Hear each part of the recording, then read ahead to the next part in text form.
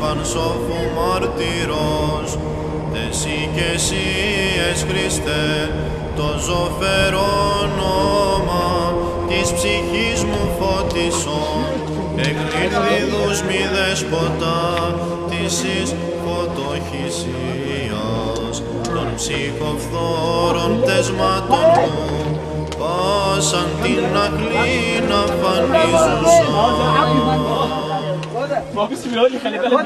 Αγία του Θεού πρέσβευε υπέρ ημών, η φινωμένη του δεσπότου πανσοφέ, εις προστάγμαση και το αυτού πόδο, λεγόμενοι έδραμες, προς τους αγώνας πεύδουσα και τυράννων τα σπρένας, και Κατερίνα κατέπτυξας, λόγο και σοφία και χάρη.